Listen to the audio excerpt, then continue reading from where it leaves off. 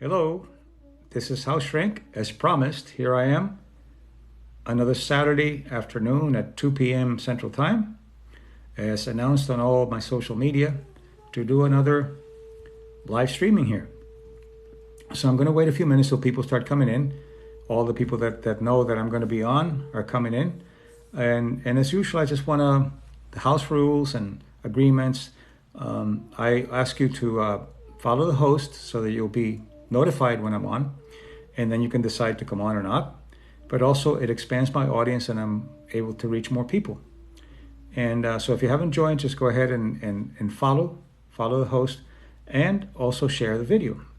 Then, as always, this video will be available tomorrow on my YouTube channel, my other social media, and the whole thing will be available. We're going to do about an hour, and it'll be available at Dr. Mario Martinez YouTube. Hello from Ireland. Hi, Caroline. How are you? Welcome. Make sure that you follow the host. The other thing is and I'll mention the usual thing.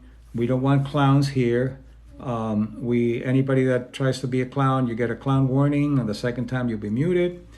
We don't want vampires here to tell us how bad the world is, or to be toxic, because this is going to be a very good subject today that I'm going to be talking about. So you get a vampire warning, and on the second you will be blocked.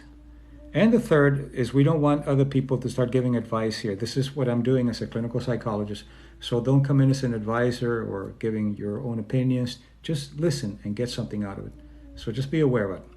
And this is going to be about subjects that I cover in my consultations and that I cover in my webinars that are paid for webinars. So you'll be getting a free exposure to the information. Then if you're interested, you can go to my website at biocognitive.com. It's on my House Shrink page. And then you can sign up for consultations, or you can sign up for the website type of webinars that I do, or the books and so forth. So anyway, what I'm asking you to do now is just to follow the host and share the video, and then tomorrow it'll be available to you. Okay, so what is the subject for today? How to love yourself. How to love yourself out of the garbage pail. Oh, someone just shared the video. St. Caroline just shared the video. Wonderful. Okay, so how to love yourself. You would think, well, it's very easy to love yourself. Tell yourself you're good and tell yourself you're wonderful. It doesn't work that way. I mean, we've all tried it and it doesn't work. And one of the ways to show that you're not loving yourself is when you sabotage your good fortune, when you are overly critical of yourself, when you only see the value in others, not in yourself. So it makes a difference. Hello from the garbage pail. Well, we're going to keep you out of the garbage pail. Pail. So yeah, self-destructive behavior. A lot of those things have to do with self-esteem and has to do with loving yourself. But it's a catch-22 here. It's a vicious cycle. If you don't love yourself, you're not going to value yourself. And if you don't value yourself, you're not going to love yourself. So it's a vicious cycle. This is why I'll be talking about the psychology of it, so you can learn how to really begin to love yourself. Why is it important? Well, because you have a better life. You live longer. You're able to achieve more. You have better relationship. And in general, you have better health. So it's really important. So this is what we're going to be doing. We'll talk about specifics later about divorcing wife and so forth. All of those things have to do with how much you value yourself. So that's what we're going to do. And then later I'll answer specific questions. So let me get into the subject, and then later I'll try to answer your questions, because I know they're important to you. And if they're important to you, then they're important to me too. But the topic here is how to love yourself out of the garbage pail. And what is the garbage pail? What we learn to be and what we learn to value in ourselves. So how to love yourself is learned. Why? Because you learn self-deprecation from others. You're not born without you're not born already putting yourself down. You're not born with a self-deprecation. Culture editors teach you that. And the culture editors are people that are significant in your life, whether you want them or not. Parents, teachers, clergy, doctors, educators, And they teach you how to value yourself, and they teach you how to judge yourself. So some of the things that you learn, even though you might say, I don't want to be that way, you're learning it because you're learning it very early in life when you need these people. So they have a lot of meaning in your life, whether it's good or bad. Some of them are never good enough. The message you get is that you're never good enough. No matter what you do, yes, you could have done better. You got an A in math, yes, but you could have gotten an A plus, or are you going to get an A next time? It kills the reward. It kills the valuation that says, oh, I did well here.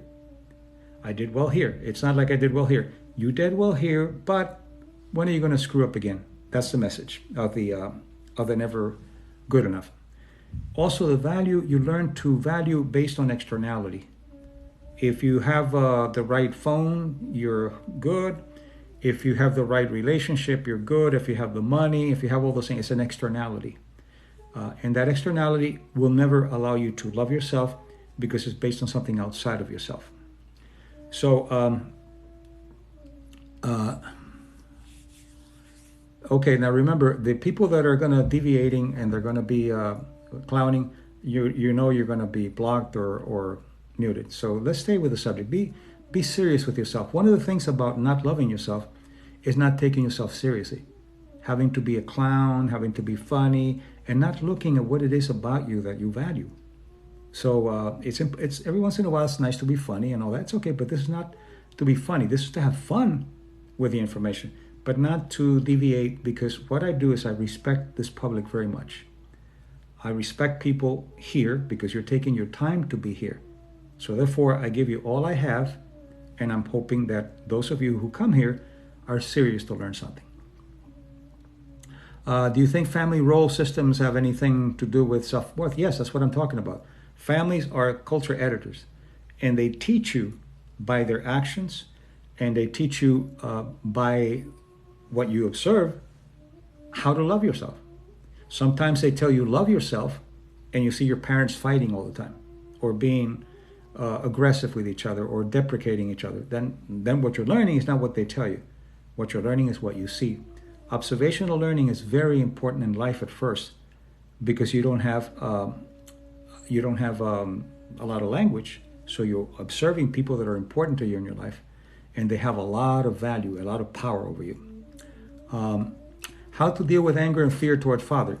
Anger and fear toward anyone. The first way, and the first most effective way of dealing with anger toward someone is to begin to love yourself first. And I'm going to show you how to do it.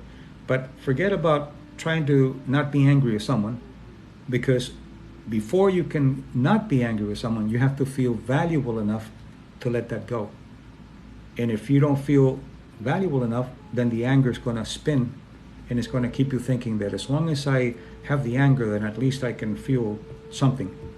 And what you want to do is you want to feel love. All right. So how do they keep you from loving yourself? And this is not a conspiracy. It's just that they learn what they learn, and they got the best learning, and they pass it on. And if it's toxic, it's toxic. So you don't blame anybody. You just learn that you're getting that information. So what they tell you now then in the cultures, when you try to be assertive with yourself, when you're confident with yourself, they tell you, oh, you're conceited. If you take care of yourself, oh, you're selfish. If you do something that doesn't fit the crowd, make you feel guilty, or they shame you. So it's a way of dampening the becomingness, dampening who you are as an individual. And I believe, I've been in practice for many years, both inpatient and outpatient. I've worked with the best people, and I worked with the worst people, with criminals. I've worked with almost saints. And there are some human qualities that you learn about. And that is, one is that you're not born a bad person. You're born with the propensity to be good. And where does that evidence come from? Not from something that I dreamt, but research. Hoffman has done a lot of research with children, newborns and children that have not had a lot of culture to be exposed to. And he sees that, for example, when a baby cries in the nursery, and they're very young, and they hear another baby cry, they cry. And they thought, well, it's just imitation. What they do is they have the They record the baby's cry, and the baby doesn't cry, they're recording. They record the other baby's cry, and they don't cry. When it's real cry, in vivo cry, then they cry. And he calls that precursors of empathy. So we have the precursors of empathy, but they have to be cultivated. They don't come out of nowhere. They're there. It's like a software that you have to learn how to bring out. Same thing. You have to learn how to bring that out and to be able to cultivate it. So then you're taught that. The other thing that children see is that very, very early, they show children toys, and some toys are cooperating with each other. One is trying to come up over a board, a wall or a board or something, and they see the toy helping the other one. And another one is knocking the toy down every time it goes up. Children look more at the cooperative information than the destructive information. And I could go on and on and on, but believe me that people are born with the propensity to be good, not good, to a propensity to be good. So what I'm going over today is how to love yourself out of the garbage pail that you're putting yourself in because somebody taught you to be that. Okay? So, but the way to value yourself and love yourself, it has to be evidence-based. You have to have evidence that tells you that you're good. You can't just say, I love myself. Affirmations like that don't work. That's just naive psychology. I love myself, and your evidence says you haven't really been that good. So how can you love something that's not that good? So the first thing you do is you begin to look at who taught you to deprecate yourself, either by observation or by telling you bad things. So that's the first thing. And the second thing is, how do you bring that internal judge in, which is there, anytime that things go well or things don't go well? So for example, if things go well and you say, oh, well, anybody could do it, and you start excusing yourself, that's a judge. Or if things don't go well, you say, well, I deserve it because I'm not a good person, that's a judge. So what you want to do is you want to be able to learn that you have to be kind with yourself, not excuse yourself, but to be kind with yourself of how you deal with something. You made a mistake and you stop, and rather than going to the judge that says you're a terrible person and starts beating you up, okay, I made a mistake. How do I learn from this mistake so I can become a better person? And that information, when you embody it, allows you to love yourself a little bit more. So I'll be talking a little bit about self-esteem that I've talked about before, but I'm going to break it down. You have to have self-esteem before you can love yourself. So it's not like love myself without self-esteem. It doesn't work. You can't love something that you don't value. If you have an old watch that you don't value, not much to it, you throw it away. But if you value something, then you give it presence and you give it whatever it requires. So those of you who have joined me before, you know that I divide self-esteem into 3 parts, and this is from biocognitive theory. It's in my books, Mind Body Code, and so forth. So if you just joined, the topic is how to love yourself out of the garbage pail. All right, the 3 parts of self-esteem. Remember, if we get into religion, if we get into games, you're going to be blocked or you're going to be muted, because this is about the psychology of love, not jumping around into other things. Okay? So please be aware of that so that you can stay here. Otherwise, we'll have to block you or mute you. Why? Because you got to respect the audience. That's it. Just respect the audience that's here. All right, the 3 parts of self-esteem are valuation self-esteem. How much you give value to yourself in order to accept good things and in order to not sabotage the good things that are going on. Somebody just started reading, let's see, Mercy Kiss, your Mercy Kiss, started reading the Mind Body Code. That's one of my books. Thank you. You really enjoyed it. Yes, it's a bestseller. It's sold a lot of books, and I suggest that you get it at Amazon. Okay, so you have the evaluation self-esteem that says, how valuable am I to feel good enough to accept good things happening and not to get sick or to sabotage them? Okay, so that's the first one. The second one is competence. How good are you at what you do and who you are? Are you good at it? Good psychologist, good father, good mother, good partner, good friend, good carpenter. And the third is that nobody talks about is affiliation self-esteem. What is the quality of the people that you bring into your life to share and celebrate your goodness and get out of the vampires, quality of people. Now, how do you bring them up and how do you bring them down? It's very important. Valuation self-esteem, and here's where you do the evidence. It goes up when you do self-caring behaviors and you keep the commitments. Self-caring behavior, I'm going to go for a walk. You break the commitment, valuation self-esteem goes down. You keep it, goes up. So self-caring commitments that are kept brings it up. When you break them, brings it down. Competence. When you learn something new, when you become more competent at whatever it is you're trying to do, it goes up. If you stay stagnant and nothing learned, nothing gained, then competence self-esteem will go down. And the third, which is about affiliation, the quality of the people, you cultivate the quality of people, you get rid of the emotional vampires, and you drop them into just few quality people that can celebrate life with you and that can go through good and bad with you without beating you up. The more selective, the more you go deep into these people, the greater the affiliation self-esteem. The more you go into quantity, the lower affiliation self-esteem. So you have to have the three. You have to have valuation self-esteem, competence self-esteem, and affiliation self-esteem. And you develop those four, and this is why I do these courses. I can't teach this over here. This is free for about an hour, but I think that it's important for people to, if you're interested, to take my courses or get my books. But once you work on those three areas, and you get evidence, not just in your head, but you get evidence, yes, I'm increasing my relationship with good people. Yes, I'm keeping my commitments of self-caring. Yes, I'm learning more about certain parts of my life. Then that information, when you embody it, when you say, okay, how does it feel that I did this and this and this, then you can begin to love yourself because you have something worthy of loving. So that's how it works. Something worthy of loving, not just loving. You don't love where there's no evidence. People can be toxic, but not everybody's toxic. You just have to learn how to select. And one thing that happens, I'm glad you brought that up, the lower your self-esteem, the more you'll find toxic people. Because it's almost like it's not a law of attraction, that's pseudoscience. The perception that you have, without knowing it, you look for what you think you're worthy of. And without knowing it, if you don't think you're very worthy, you're going to look for people who are toxic or vampires or people who just don't value you.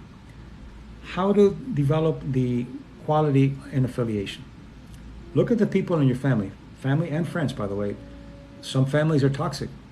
So look around and ask yourself, who on a regular basis, on a pattern basis, who is an emotional vampire in my life? That every time I talk to them, they have to put me down, they have to be a little sarcastic, they have to devalue everything you do. If you give them good news and they tell you, oh yeah, that's really nice, there's no big deal, that kind of thing, you don't need those people. And if they're family and you have to be with them, give them the milligrams of love that they can handle, no more. Once a week for an hour, whatever they can handle. I'm looking for positive, kind, loyal people in my life. First, you have to be positive and kind to yourself.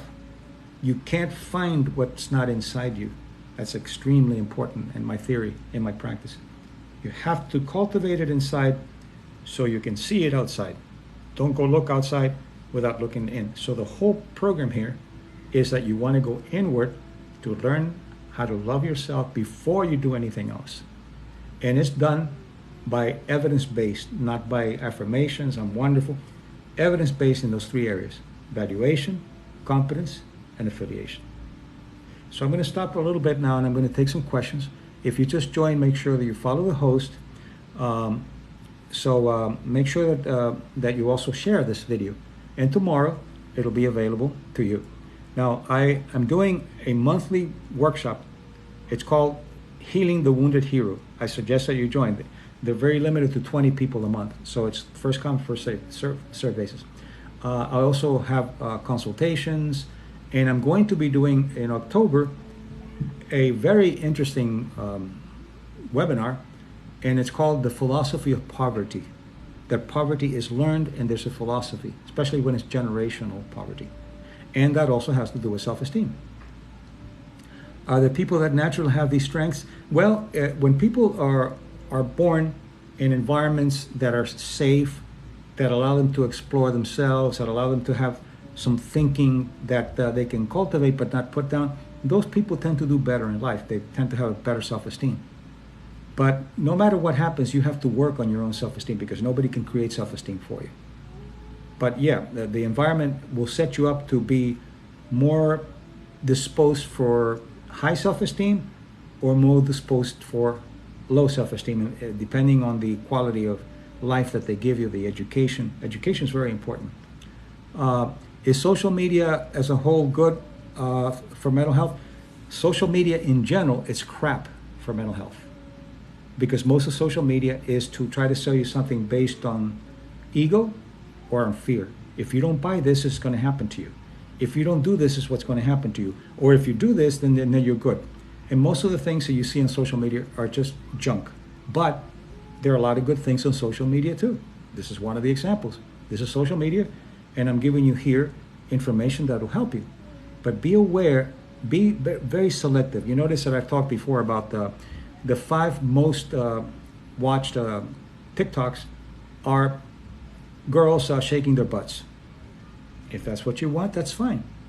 But there's more to that. What I'm going to shake here is your head, your brain, to get you to think.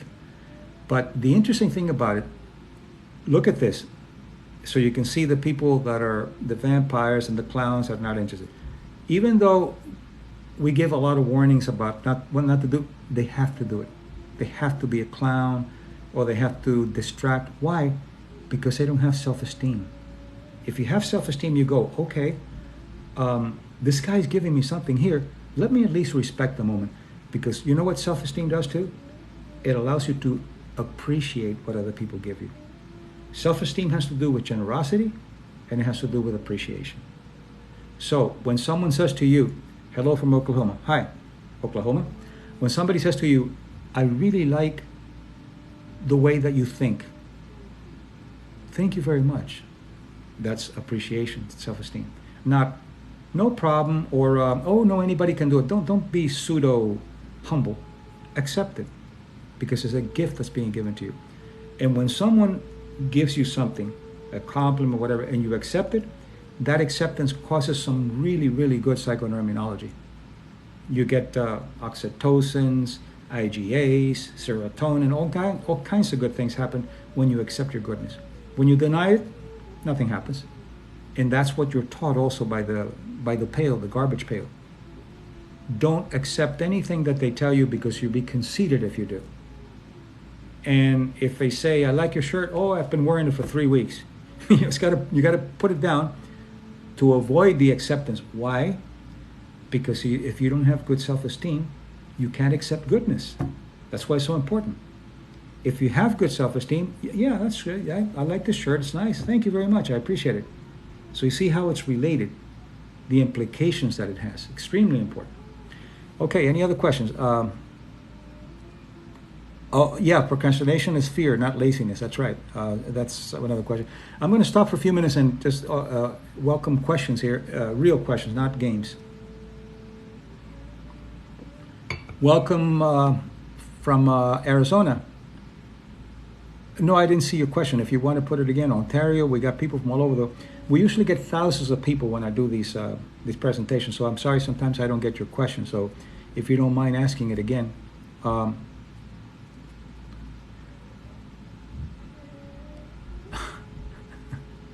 Some of them, I'm just going to let them go. Should I confront my dad about his wrongdoings or just let it go? That's an excellent question. To confront your dad, about these things is going to make him defensive. And if he's not very well put together, he'll look for excuses. Well, that's how I was. Or you were a bad girl or a bad boy, whatever. Instead of doing that, when you deal with your dad, don't let your dad abuse you now. Don't let your dad go beyond the limits now, and set limits. You don't have to bring the past. Your dad puts you down and say, no, I'm not gonna take this. I want you to respect me like I respect you. What do you mean? That's what I mean. And if he doesn't, walk away. But don't bring back the past, because that doesn't help anybody. What matters is what you do in the present. He was very emotionally abusive. I lost my confidence. Well, this is how you get it back. This is what this is all about. It doesn't matter what has happened to you. You begin to do the things that I'm suggesting here. Why? Because I've worked with people that have been in concentration camps, that have been raped, that have had terrible lives. And when they learn that this is a learned process from the past, that you've been hurt deeply from the past, then you can learn these techniques and you can come out. So it works with the worst, so it's going to work with you. You can heal yourself, but also sometimes you need professional help. If you have a toothache and you take an aspirin and it's gone, then it's fine. But if it keeps going, and you don't know what to do, of course, look for professional help. So this is an adjunct to professional help. This is not to replace professional help. So bless you. I'm so pleased I found you. Thank you. I'm glad you're here. Welcome. And make sure that you follow the host. Okay, a lot of people are coming in today. This is a good time. This is why I'm doing it on Saturday. Remember, every Saturday at 2 o'clock Central Time. That's Nashville time. Join me. And if you miss some of it or all of it, tomorrow you can go to my YouTube channel and it'll be all available to you. Dr. Mario Martinez. So is it unhealthy to have no friends? Well, you tell me. Does it feel good to not have friends? Most people like to have some friends. You don't need a lot of friends, by the way. 1 or 2 good friends, that's all you need. Maybe just 1, that's all you need. But ask yourself, what stops me from not having friends? And you're going to find that most likely it's going to be fear of getting hurt or fear of being open with other people. It's from the past, that you've been burned in the past when you meet new people. So what you want to do is you want to be able to see what you're doing and ask yourself, who taught me not to seek out people? Who taught me not to seek out people? Welcome everybody. Any other questions? Because I'm drinking a little water, taking a little break. Does eating disorder have anything to do with low self-esteem? Anything that you abuse has to do with self-esteem. Drugs, alcohol, porno, anything. Why? Because if you value yourself, you're not gonna destroy the temple. If you have a nice car, you're not gonna put junk gas. You're not gonna leave it we're not gonna put excessive oil. You're not gonna do all the things that would destroy it. Well, addictions and any kind of dysfunctional excessive behavior is a form of not valuing yourself enough. Now, that's not all you need. I mean, sometimes you need treatment and help, but it definitely has to do with not valuing yourself. Would you beat up your child and give him drugs if you love your child? No, right? Well, that's what we do to ourselves. So the first thing to do is to learn self-love, evidence-based self-love like I'm talking about here. So cognitive behavioral therapy works on some things. My opinion, not so humble opinion, is cognitive behavioral therapy works to a certain degree, but it has some limitations because it's replacing one behavior for another. And what I do in biocognitive science is that replacing doesn't work for everything. You have to find meaning and recontextualize things. So cognitive behavioral therapy is good for anxiety and things like that. But if you get all the kinds of problems, then it has its limitations. And I used to teach cognitive behavioral therapy, by the way. So it's good in its place. But what is EMDR? That's a technique that's used mostly in post-traumatic stress disorder and anxiety and phobias. And what they do is they either could be with the eye movement, or could be tapping on one side or the other. And what it does, and there's been a lot of research on that in this area, is it decompresses the information that was compressed from the post-traumatic stress, and it breaks it down. But you don't want to do EMDR alone. You also need some therapy to help you with what you learned that the EMDR will help you relieve. So it's an adjunct, not just a cure in itself. Okay, more questions. Does hypnotherapy have a place in modern? It does if it's not just hypnotherapy, because hypnotherapy, what hypnotherapy does is it gets you into a state of maybe theta waves, sometimes even lower waves, where you are more susceptible to information and you have a more mind-body access to information. So I think good hypnotherapy is good in addition to other things. Otherwise, you're not using your own agency. If you get post-hypnotic suggestions that tell you to do something yourself, then it's good. If it tells you just, you're going to be okay then no, you need more than that. So it has its place, but you should not do hypnotherapy alone. You need more than that. It's an adjunct therapy, and of course you need a good hypnotherapist.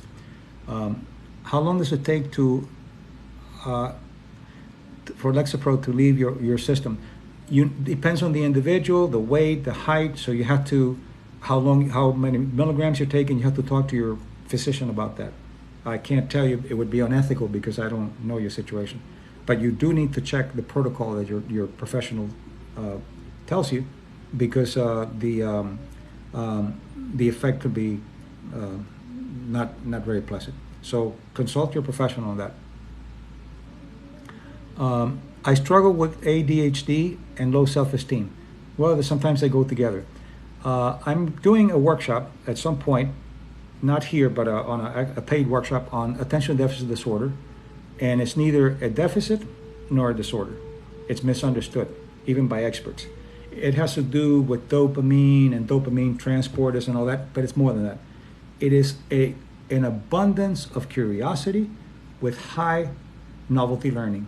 It has to be treated, it has to be helped, but it's not a disorder or a deficit of attention.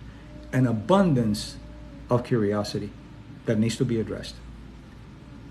Self-esteem and self-worth, yeah. Self-worth is how you value yourself. Self-esteem is the process of the worthiness. Happy is following the host. I'm happy for following the host. And if you just joined, I'm talking about how to love yourself out of the garbage pail. And it's very important to that you follow the host. Let's see.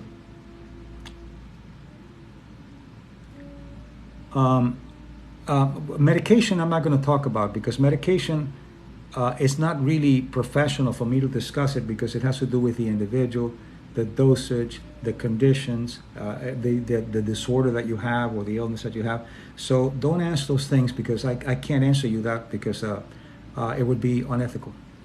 Have you heard of allergy to SSRI?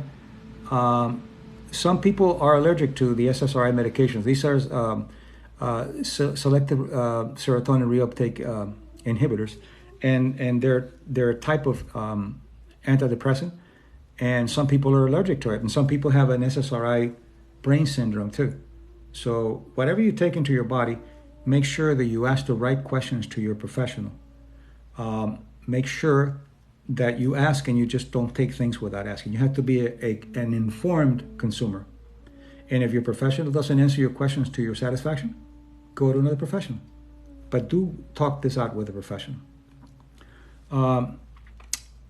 So that's why. So I'm trying to be ethical here and not give you information without knowing who you are. Bipolar affective disorder. It used to be called manic depressive, and these are people that have a mood disorder, which have a very high level, and they go into mania or hypomania, depending on the intensity, or they go into dysphoria or depression. And sometimes you have a unipolar or bipolar. Unipolar is that you go up only or down only. Bipolar is can go up and down. And usually they have medication that are try to balance between the two, like lithium and others. But that's something that needs to be discussed with your professional mental health person. And there's a lot that can be done. But remember, medication alone doesn't work. You need medication along with learning processes.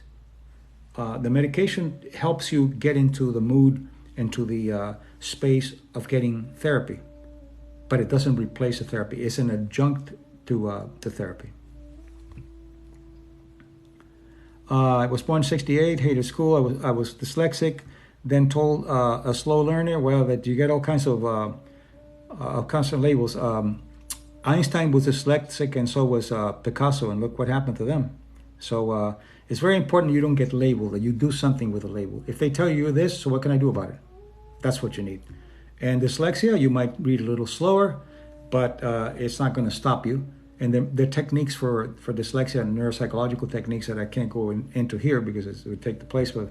But yeah, there's a lot you can do with a neuropsychologist. You can work on that. Do I have a license to feed people what I'm saying? To feed people, that sounds a little out of place. I'm a licensed psychologist to practice clinical psychology. Yes, if that's what your questioning is. Yeah, labels are sometimes ways for the professional to reduce their own anxiety. If you get a label, you got to get, okay, so what do I do with this label? Attention deficit disorder, so what do I do with it? Medication only? What do I do? Is there something else? And there's something else. And it can be treated without labeling it as an attention deficit disorder. It can be treated. But I can't tell you whether you take medication or not. I'm not a physician, I'm a clinical psychologist. And second, I can't give you personal advice because I don't know you. So it would be unethical for me to do that. It'd be nice, but I'd be doing you a disservice and I could be losing my license. They threw you in an ADHD class, put you on Ritalin. Yeah, Ritalin's very dangerous.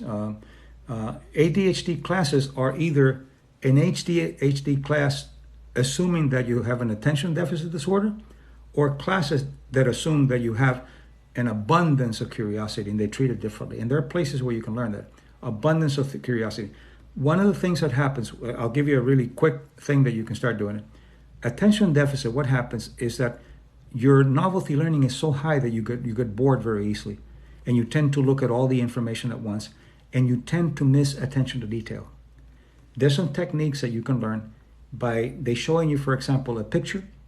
And for you to say, okay, what's here? And you see all kinds of things. What else is there? Oh, there's a little bird there. Okay, what you're doing is you're reformulating your perceptual field and you're beginning to see then details. And that slows down the craziness about the great confusion, not crazy, the confusion of over information. A lot of it has to do with adjusting to tremendous amount of media and information. It's a way of coping with all the information that's there. I have been talking about the techniques on self-love and esteem, the 3 parts of self-esteem: valuation, competence, and affiliation. I suggest that you get my book, The Mind-Body Code, and it's a lot of information there, and it'll help you. Because I can't cover everything here. This is an introduction to what I do, just to let you know what's available. And then you can go ahead and get my books or join my my consultations or my webinars, and you'll get a lot of information and techniques. In the webinars, I can do techniques because these are people that are coming to me for information. But here I can't too much because I'm just talking to people in public. I don't know who you are, and so anyway. Many of these things can be treated. Do I have audiobooks? Yes, I have audiobooks. Go to Amazon.com and look up Dr. Mario Martinez, and most of my books are on audio. They're on Kindle or print, and you can get any of the books. They're bestsellers, so I think you're going to find them very helpful. Start with the Mind-Body Code and then go to the Mind-Body Self if you want to learn more about it. And also join our webinars. Go to my website, biocognitive.com, which you'll see it here on my page on House Shrink, and go there. And there's a lot of free stuff there too, by the way. It's not just books. World War II ended in 1945. You don't have trauma from it. You can be suffering from. Well, here's something very interesting. It's called epigenetic transfer.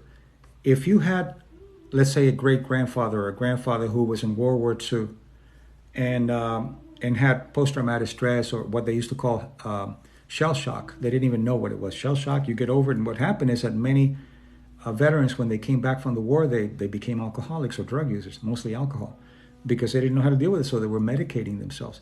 So sometimes you can pass on from generation to generation the level of cortisol, the basal cortisol, to deal with anxiety. So sometimes, especially people that have been in concentration camps, even great-grandparents, they pass that on for several generations. So you can pick that up.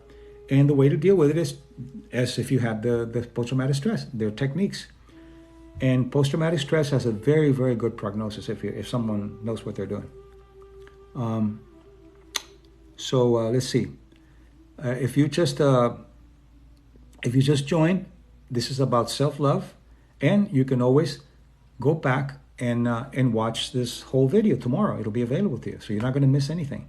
It'll be on YouTube, my channel, Dr. Mario Martinez. I have over 200 videos there available to you. And how to get your life in order, I think, is the one that's for TikToks. So since we can't post here more than for 3 minutes in my case, then TikTok allows you to then upload it to another media. In this case, it'll be to YouTube, and you can watch it. What do I think of Jungian psychology? Jungian psychology is excellent. It's really very good. When he talks about archetypes, when he talks about individuating, and he broke away from Freud, Carl Jung, who was a Swiss psychiatrist, not psychologist. Although he started analytic psychology, he was a psychiatrist. Okay, anyway, he broke away from Freud because he said that Freud was too much into the psychosexual trauma. And he said that people were more than psychosexual. And he called it individuating, becoming self. And that's really very important about self-esteem. You have to individuate. And when you try to individuate, you're going to go against the tribe. Because the tribe wants to keep you with what the tribe thinks you need rather than what you really need. So I do workshops on individuating, and I use some Jungian ideas of the archetypes and so forth. So it's really very good. Yeah. So Mind Body Code and YouTube, you get a lot of information. Jung was a nobleman where Freud was a degenerate. Freud had a lot of problems. He was a giant because he did a lot. But a lot of it was his own projections. He was a coke addict, and his theories most of them have been proven to be false. And penis envy and that kind of thing, that's just nonsense. But you have to admit that he brought psychiatry into a good level. By the way, he wasn't a psychiatrist. He was a neurologist. So it's important to know that. If you just joined, make sure that you follow. And my theory and practice biocognition. I am the founder of biocognitive science. I have been most influenced by psychoneuroimmunology, Gestalt psychology, Jungian psychology, and also cultural anthropology. Together, I created biocognitive science, which is mind, body, in a cultural context. How do you overcome your external environment? Through self-love. Well, because you have to internalize the value that you place on other things to evaluate yourself. It's not what other people think of you, how wonderful you are to them. It's how good you are to yourself and how much you value yourself. And you have to internalize the value system. Because one of the things that I talked about is that the value system, when it comes from the garbage pail, is external. You can only love yourself if you made so much money, if you have this education, if you have this, if you're external. And self-love has nothing to do with externality. You could love yourself in the middle of the desert, or you could hate yourself in a mansion. It's not external. It's an internal process of individuating and developing evidence-based that you're worthy as an individual. How was the doctor that was in love with his mother? I'm not sure what you're talking about, but that was probably what you're talking about is Freud and the Oedipal complex. Oedipus coming from Greek mythology, that Oedipus killed his father and married his mother, and so he said that there was an Oedipus complex. It's foolish. There's no such thing. That's just hasn't been shown in science to be any good. Always comfortable with children and dogs because they don't judge. Yeah, but let me tell you something. You have to be judged. Otherwise, you don't learn. To be judged is nothing wrong. To put you down. If somebody say, hey, look, you're lying to me, you need to be judged. A dog's not going to do that. A child's not going to do that. So you need some information from the world.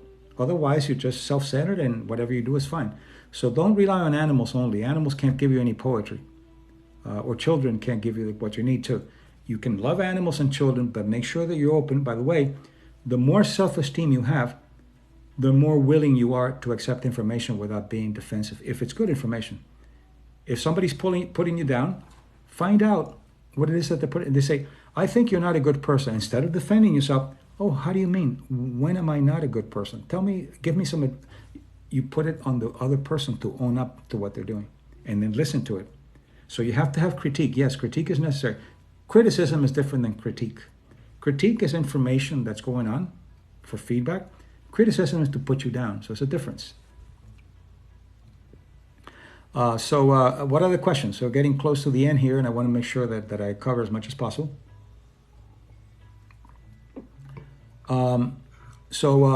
It just depends.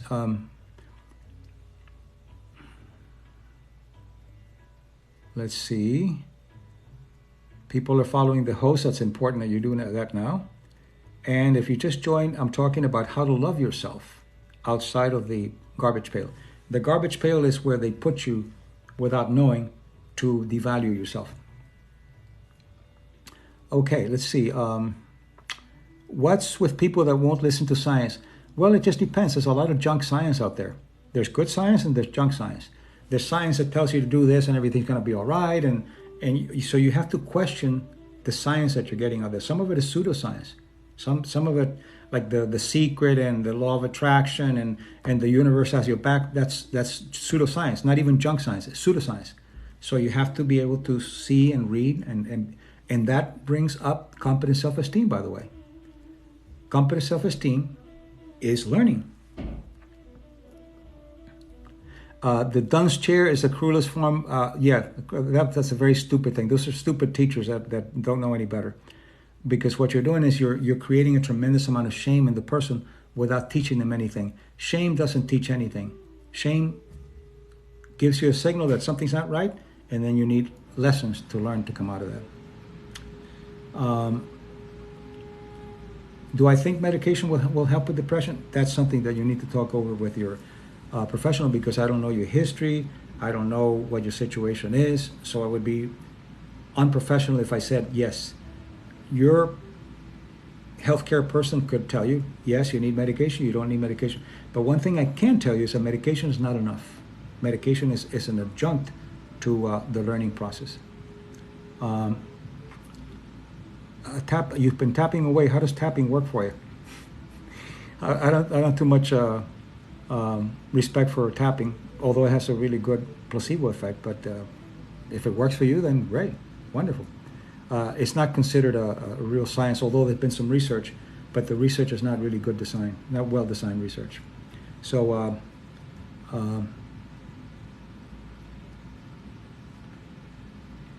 anyway, let's see. Thank you very much. You're welcome. Okay, if you just joined, I'm talking about how to love yourself and how to learn what taught you to not love yourself. And it's usually that's people.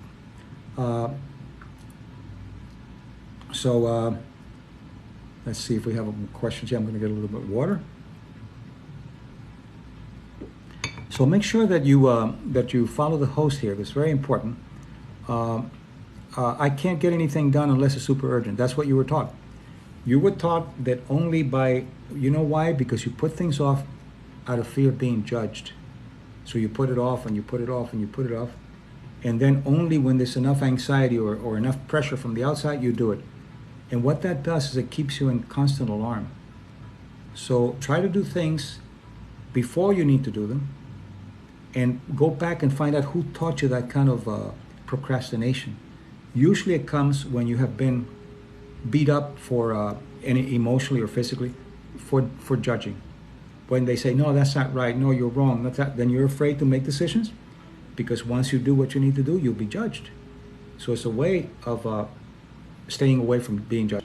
Go to my YouTube channel whenever you want to, and I have a whole hour or more on procrastination. That is not laziness, it's fear.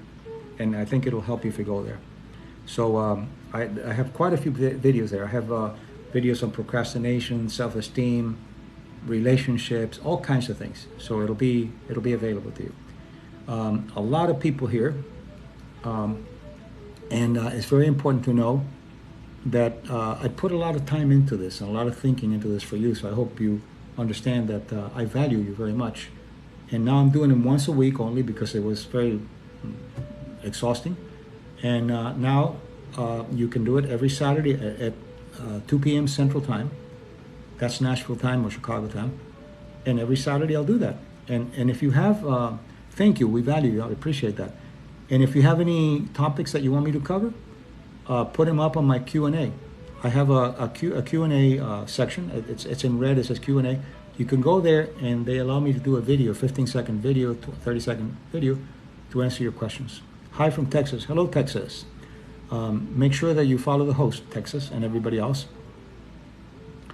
Thank you for your sacrifice. Well, it's not sacrifice. It's my pleasure. Why do we hang on to past hurts? That's a really good question. I'll tell you why. The brain is set up to keep us at the level of survival. If anything bad happens, anything painful happens, it pays more attention because it says this is important for survival. And good things are not stored as well as the negative memories. That's when you're in survival mode. When you move out of survival mode and you move into meaning consciousness, then you'll find that you'll have more memory storage on good things than on bad things. So you're in survival mode. So you're only going to you're going to be rerunning the negative because it's saying, I got to remember it because it'll happen again. That's survival mode. So we are all working progress. That's right. Yeah, people are asking biocognitive science. I'm a clinical neuropsychologist. I'm a licensed psychologist. My doctorate is in clinical psychology, and I've done postdoctoral work in psychopharmacology. Hello from Oregon. Hi, Oregon. Make sure you follow the host. And done a lot of work with addictions and post-traumatic stress disorder, depression.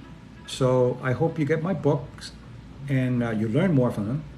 And then, of course, you can continue to come here or go to my YouTube, over 200 videos for free. And also I do consultations, private consultations, and I do webinars. I do one that I really suggest you join.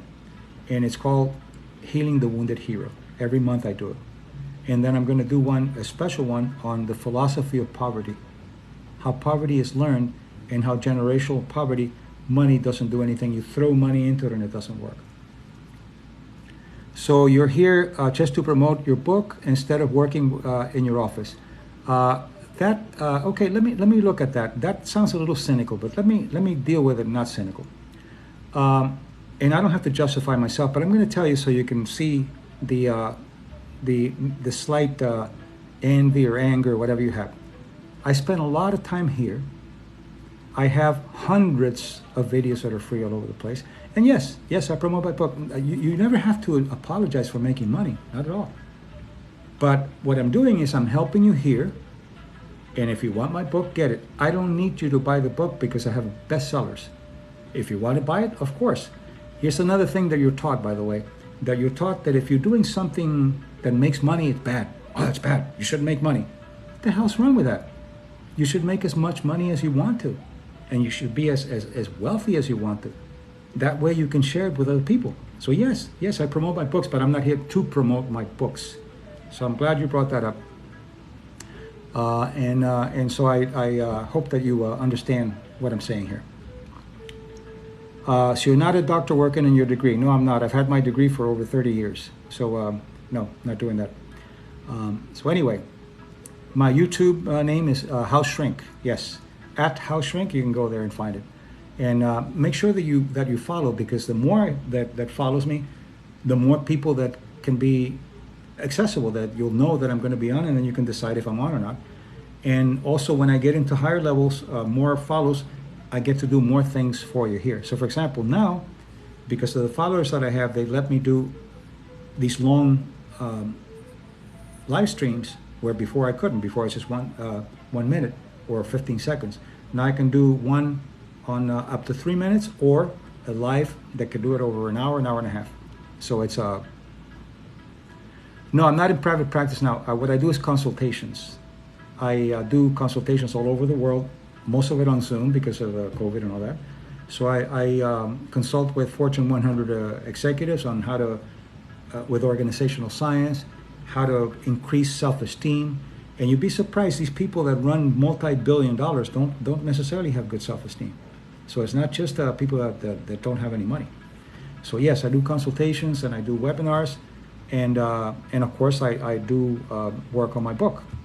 And I'm coming up with a new book now that will come out soon. Other words, it's all about the money. No, it's not all about the money. Can you clarify that? Tell me what you mean by it's all about the money, because I'm not going to let you get away with that. Tell me, what is all about the money? And do you have a problem with making money? Do you work for free, by the way? If you work free, that would be nice. I kind of look like Stephen King. I don't think so, but if you think so, then that's your thing. You don't have much money, fine. Let me tell you about self-esteem. There are people that think that if you make money, it's bad. There must be something wrong with you. And some governments play with that. They say the noble are very poor, and the wicked are rich. Who the hell wants to come out of being noble and becoming wicked? That's a manipulation to keep you under wraps, to keep you poor. So now the clowns show up. Yeah, a young Stephen King. Well, it's a little better, but anyway, it doesn't matter whether I look like him or not. Okay, so is there any treatment for gambling addiction? Gambling is not an addiction, it's a compulsion. Unless you can swallow the cards of what you're doing, it's not an addiction. It's a compulsion. It's a behavior that's difficult to control. There are treatments for gambling, but it's a compulsion, not an addiction. It's very important you know the difference between compulsion, addiction, and obsessions. And even some professionals misuse them. So are you willing to help an individual? What does that mean? I'm willing to help people that need help. I do private consultations, yes, on a limited basis, but I want to be wicked. I've been noble all my life. Oh, go ahead and you'll see how much it's going to help your health. Why are some people chronically late? Because they have learned to be late. They have learned to be late for many reasons. One, you sabotage yourself by being late. Two, since you don't value yourself, you can't value other people's time. So you see how it goes back to self-esteem? If you begin to value yourself, then you will value other people's time. And when you're late, you're not valuing other people's time. You don't care about their time. You might say, well, I just got up late. Excuses. You don't value other people's time. But you first have to value your own time before you can value others. Why did you discontinue my private practice? Well, because obviously you can't have an office right now. And also I can reach more people. In my private practice, I was working many, many hours and only reaching 30 people a week or something like that. With this, I can reach thousands of people, and I have more access to people and more access to my work. So that's the reason why. And because I find that what I'm doing now with the consultations is very, very helpful. And I can do, for example, a website, or a webinar for a reasonable amount of time, because I have a lot of people in it, rather than having to charge a lot for one person. So it's got all kinds of, let's see, again, it's all about money. You're not, all you're doing is you're repeating yourself. Let's get you to use your brain and tell me what you mean about money. And especially tell me if you work for free, because I'd like to know if you work for free. That's wonderful. Yes, there's help for obsessive compulsive disorder. Of course, there's help. It's an excessive behavior and thought. Let me clarify that. Obsession is a thought, an intrusive thought that interferes with your normal life. A compulsion is an intrusive behavior that interferes with your life. An addiction is a substance that you take that when you become addicted to it, you have withdrawals if you lose that level of blood of that substance in your body. So television is a compulsion, is not an addiction. You're not addicted to television, you're not addicted to the internet. You're compulsive. So it's important to understand that. Okay, some of them I'm not sure if they're serious or not. If you can have access, and you can disagree with me. It's not quite all right, but I don't want you just to give me little tidbits of it's all about money and then just run away. I want you to own up to what you're saying, and then tell me what you're doing, and we'll debate it. But I think that if it's all about money in your head, that means that you don't like people to make money, or you think that everybody's out there to get money. Why is it that I get so angry when people say something that would be normal stuff? The reason you get angry, in my view, from my theory, is that we have archetypal wounds: shame, abandonment, and betrayal. And when you overreact to somebody, what you're doing is you're dumping your whole history of archetypal wound into that person. So find out, when you get angry at someone, ask yourself, do I feel abandoned? Do I feel betrayed? Or do I feel shame? And then there are techniques for that. Again, my book, do I want you to get my book? Yes, because I have techniques there. So get my book. Is it going to make me money? Yeah, it's going to make me money. There. Happy?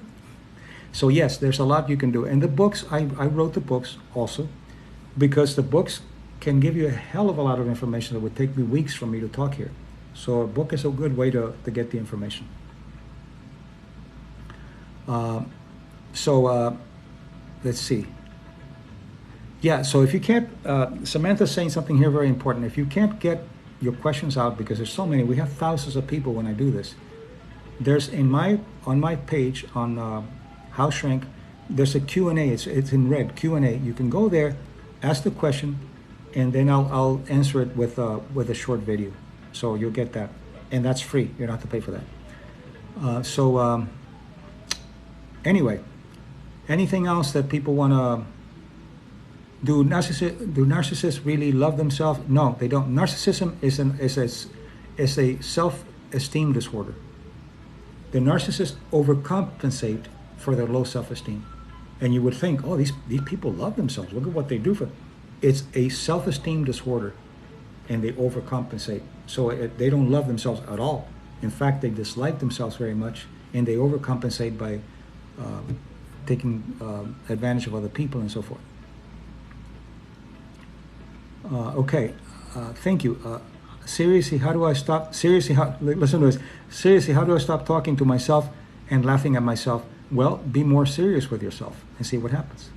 Okay? Take yourself seriously and see what happens. Do things that are serious and see what happens. And check it out. That's what you do. What you do. Become a detective with good tools. Become a detective for yourself. Good tools on your journey. So this has been about self-love. How you were taught to self-deprecate, how you were taught to put yourself down, and how you were controlled by the three archetypal wounds. About the archetypal wound of abandonment, betrayal, or shame. And in one of my chapters, you'll read that and you'll be able to get that. Also, I have a video on my YouTube on the 3 pillars of self-esteem. It's been seen by over 29,000 people. So go there. Black sheep in the family. Sometimes the black sheep in the family are the brightest, and they get put down because they go beyond the pale. So you got to find out if you're being a black sheep for being a good person or a black sheep for being a bad person. If you're the black sheep for being a good person, congratulate yourself and have a wonderful dinner and celebrate. If you're a black sheep because you're a bad person, get it together and become a good black sheep.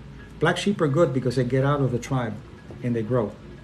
But I'm sure that that you have to learn. If you're a bad person, find out, number one, who taught you to be a bad person, and what are you doing that supports you being a bad person? Not your head, but your actions. Start doing good things and find out how you feel. It's going to be scary at first when you do good things. You go, is that me? No, I'm a bad person. But gradually the brain will change the neurotransmitters, and you'll begin to see that as a possibility that that you're a good person. Okay? All right. So if you just joined, it was about how to love yourself out of the garbage pail. And you'll be able to see this video completely tomorrow. It'll be up on my YouTube channel, Dr. Mario Martinez. So if you're interested in doing, if you like this and you want to do some webinars that go deeper, I do one once a month. It's called Healing the Wounded Hero. And I have books, and I have a lot of free CDs and videos on YouTube and also on Facebook. A lot of information, free information there. as well as information on books and so forth. Is it bad to live only in your heart, your head? No, everything needs a balance. You can't be in your heart all the time because you'll be a hysteric. And you can't be in your head all the time because you'll be an obsessive compulsive. So you need a balance of the two. Sometimes you need your heart, sometimes you need your head. Balance, balance is what it's all about. Can talking and laughing at myself be a sign of schizophrenia? That necessarily is not, but you should check it out. Schizophrenics are usually, it's too complex. That I won't go into it too much here because I can't diagnose it, but sometime I'll talk about it. But make sure you talk to somebody and get some psychological testing and see what it is. Schizophrenia is a very, very serious illness, but it's sometimes very overdiagnosed. So anyway, thank you, everybody. I'm going to be leaving, and I want to tell you that I enjoyed very much talking to you, and that you can see this tomorrow, and then tomorrow you'll see the whole thing. How do I stop thinking the worst and thinking what could go wrong? You were taught. Always go back. Who taught you that the world is catastrophic? And when have you thought that things weren't going to work that actually worked? Mark Twain said, 90% of the bad things in my life never happened. So just be aware of that. But it takes some work. Follow my channel here and go to my videos. Over 200 of them. A lot of information there. So, and again, take care, and I will see you soon. Stay tuned, and I'll see you next Saturday at 2 o'clock Central Time. So make sure that before you leave, you share the video and you follow the host. Enjoy, and thank you very much for everyone here. Everyone here is wonderful, and I'm very pleased to be with you. Bye-bye.